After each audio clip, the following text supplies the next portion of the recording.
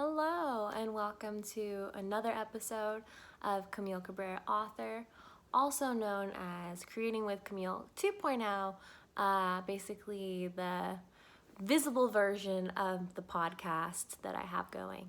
So, for this week, I kind of wanted to talk a little bit about how to come up and brainstorm great ideas for any works of your verbal art.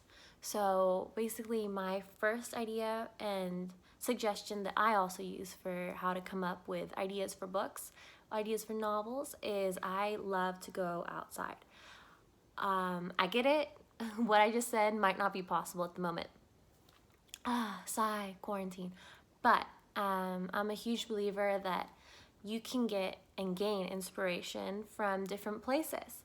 So that's number one, is going and exploring. My personal favorite, because I'm a LA baby, basically, California born and raised, and I'm still living here. So clearly traveled so far from home. I didn't. Is going to the beach. And I love writing at the beach. You could probably in a normal situation, text or call me, and I'd be like, "Oh yeah, I'm at the beach right now working, so I'll meet you later because it's a bit of a drive." So that's where I like to go. Is where I can find peace and where I can feel centered, and I usually find that most when I'm alone writing.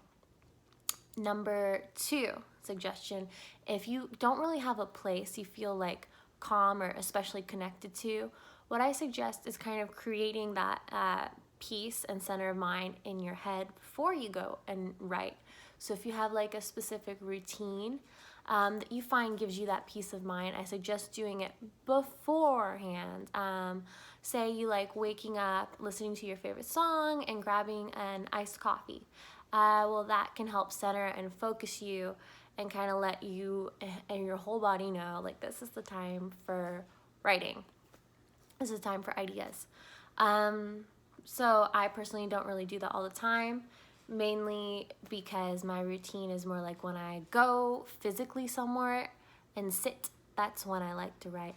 Someone who I do attend the odd coffee shop to write, but I mean, I am just so on all the time. Like I want to interact, I want to talk. I love chatting with people in coffee houses, so I tend to refrain from going there because I know it will be probably like a situation where I end up doing 60% chatting and like 40% writing. So that's ineffective, inefficient, and basically a waste of my time and a work day. So I don't do that. So my third tip would basically be for finding that proper way to come up with an idea is take up a new random adventure on your day, which means I'm suggesting like on a Saturday, Sunday, when the world has somehow slowly gotten back to where we were, go an adventure, take a day trip, go out of your usual routine and explore. This for me really opens up new possibilities every time, and I'm a huge fan of it. I would go, say, if you want to go to a museum, say you want to go to a movie theater, wherever you just aren't really in your normal routine, just to gain inspiration. Personally, I'm a huge fan of just going and gaining inspiration from like, because I'm a bit of a nerd, so museums and stuff like that are one of my go-to places. I'm a huge fan of that.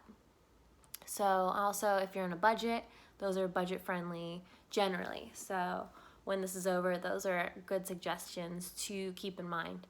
Also, if you're more of an active person, I would suggest perhaps getting a group together for a game of paintball or a game of frisbee, something that's more athletic and it's physically more demanding.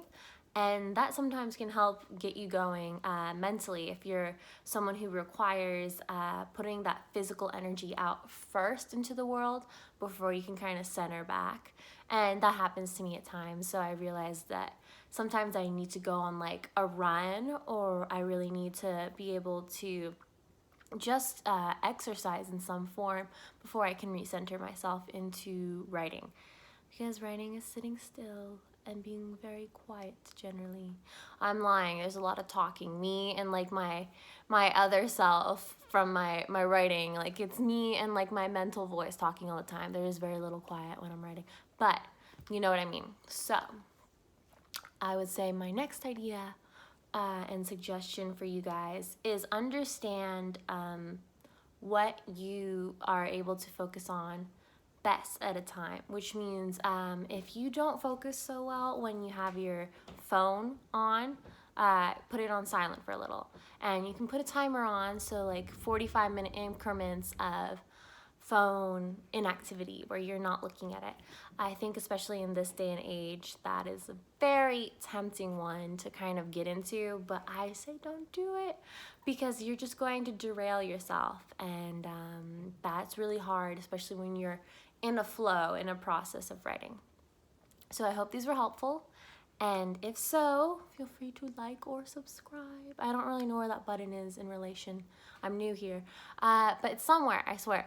And thank you for tuning in, and feel free to watch the next upcoming episode. Thank you. Bye.